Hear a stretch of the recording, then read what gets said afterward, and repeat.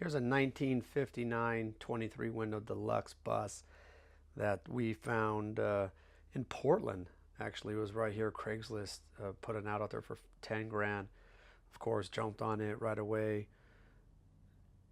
Was able to meet her, but when we got there, that sounded like 3 or 4 people already gave her bigger offers. So it took us a little negotiating. I think we finished at 28,000. Had to pay to get this one home, but brought it home.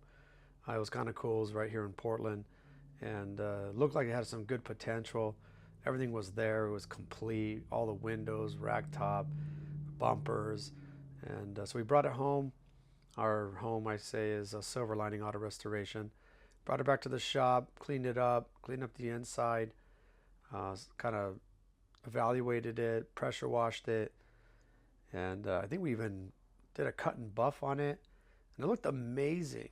We were quite shocked at how much original paint on the outside and how amazing it looked. But after digging in and poking around, it had a lot of sweat rust. And the reason is all the windows were in there. Some of the windows were missing. I don't think it would have had nearly as much rust in the vehicle. So yeah, kind of cleaning it up and doing a quick cut and buff. You can just see all that sweat rust in there. Interiors, of course, real ratty. Here it is, all buffed out. Looked amazing. It really did. It looked amazing. Even had, I think, some original Volkswagen license plate uh, frames on there, which was kind of cool. I think it was a company from possibly Salem or Portland. I already forget. We ended up putting it up for sale. A gentleman, actually a good client of ours, purchased it. Had us restore it. So took it on. We went back and forth, and I think it was just too much rust in too many places to do a survivor resto. So the decision was made to bring it in and tear it all down and completely start over from the beginning. Uh, Started cut out all the rusty areas that we knew, cargo floors, um, belly pans, front floor, lower nose, inner and outer rockers, jack points, kind of like that. Getting all the engine out, getting all the parts out, seats out, stripping all the seats back. I believe there's one picture in here that showed the seats all stripped down to the bare frames, and you could see quite a bit of rust even in them. So we didn't even use the seats, original seats. They were too far gone.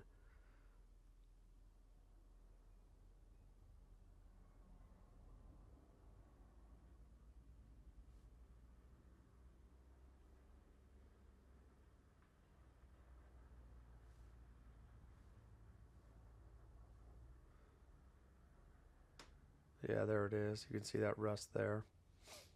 Yeah, luggage tray, pretty gone. Um, yeah, that side there, pretty rusty. Trim coming off. Yeah, amazing original paint on the outside. I wish we didn't have so much sweat on the inside. It would have been a great candidate for a patina survivor restoration. So at the blasters now, they're going to do their thing, get it blasted, and now we see what we have left of it. So definitely lower nose, lower corners, outriggers, jack points, outriggers, cross members, heater pipe, front bench wall, rear luggage tray, all that had to come out. Getting the inner rockers in now. Top hats going in.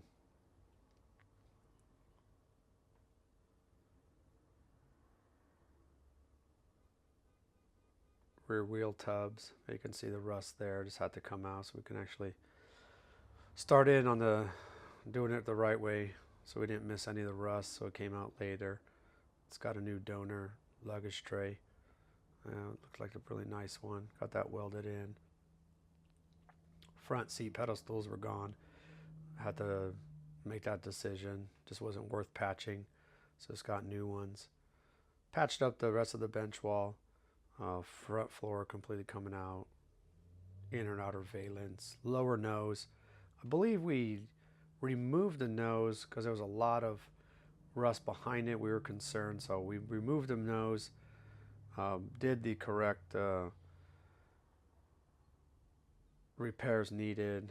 Those are the side wheel wells going in. Outer rockers going in. Cargo floor going in. Belly pans.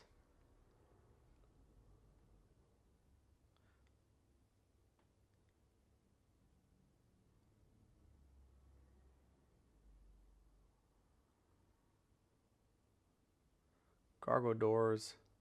I think looking back, we should have just got new doors, new donor doors from an original bus. Wanted to keep it as original as we can, or at least the original metal, but a lot of metal work. Got that pour 15 or prepped with a anti-rust, kind of like an epoxy. So when we close it up, we don't have to worry about the rust for the next 100 years. Yeah, you can see the front doors also probably should have just been some donor ones, but we patched them up. A little more body work, a little more heating and shrinking, but it all came out okay. Same thing in the front nose area. Got it treated with a rust prohibitor.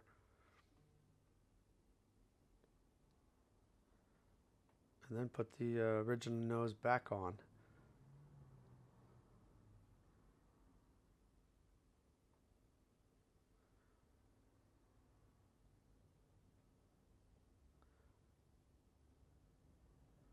Dog legs, front floor. And on the roof on this one, again, just too much sweat rust to repair it. So we just repaired it with some Gerson window sections. We saved the front window because it's a little thicker than the new ones.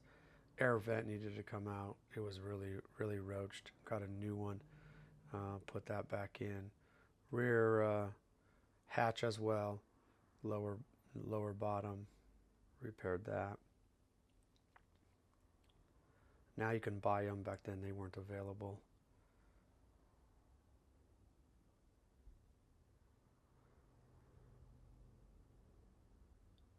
So pretty much all the metalwork is about done. Time to get into the body shop, do some heating and shrinking, start the blocking, long blocks, lining up all the doors, getting everything situated on gapping, make sure everything's right and where it should be. Prepping bumpers.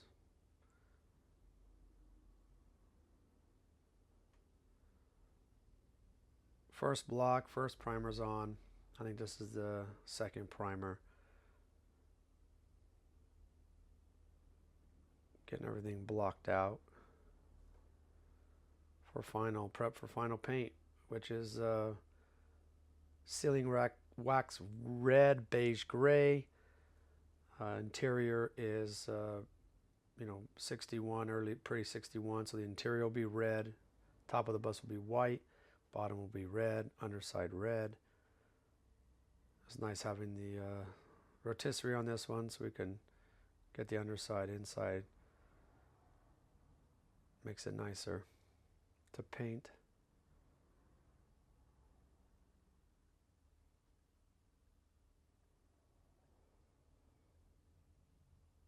We forgot about the trim.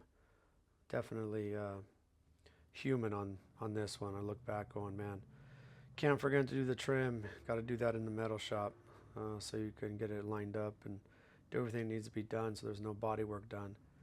But that was a mistake. Wish I could get that back. But like I said, we're human. We make mistakes. Inside's all painted. Base coat is BASF paint. The Diamond, and we use Glazerite Clear. 3 coats.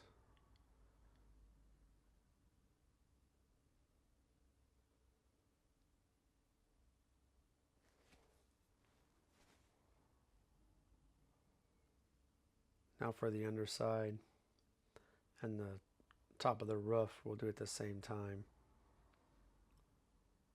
So that'll be white, the beige gray, and then the red bottom.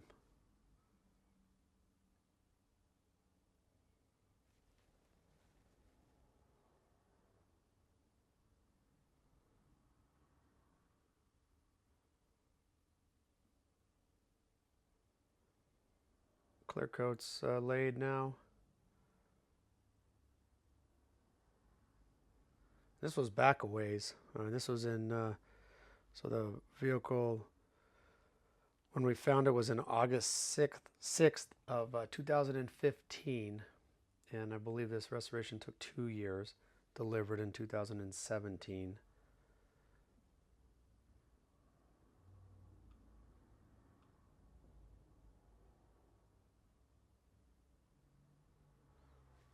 Getting to the outside now.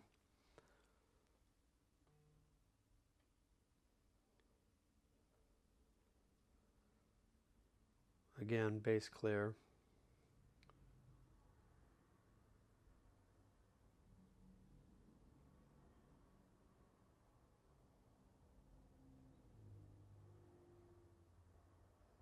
It is fun watching a restoration you've done almost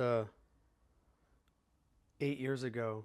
A lot of things change as you continue on doing builds and doing things different. Can't point them all out, but it is interesting sitting here watching the process of 8 years ago to now. Definitely some changes we've made, definitely for the better. But yeah, here it is going together, getting the trim back on, interior going in, windows all going in, rack top mechanism, getting it back to assembly. Went with the red insert instead of the black. There's always a decision to make on that, if it's red or if it's black. I believe it's just kind of a customer preference on that. He wanted red, so we went with red. I believe the top on the sealing wax red, beige gray should be the gray top, but we went with the white one, just went in better. That was stock beam. I believe redone by Nate Wagons West. Hey, there's my son. Wow. Interior by West Coast Classic Interiors. Get all of our interiors from them. Here it is, finished. White walls, 15-inch rims, overriders, bumpers. Yep, everything's ready to go. Client picked it up. I believe he ended up selling it at Mecum auction here in Portland. I thought it went for $130,000, and then the next owner took it to another auction. I don't know if it was Barrett Jackson or what auction it was, and it went for $199,000. And then after that, it sold, I think, to a private party, not for 199, a little bit, probably a little more than 130. But I heard it's back in Oregon now, so that's kind of cool. So I wonder if we'll ever see it again.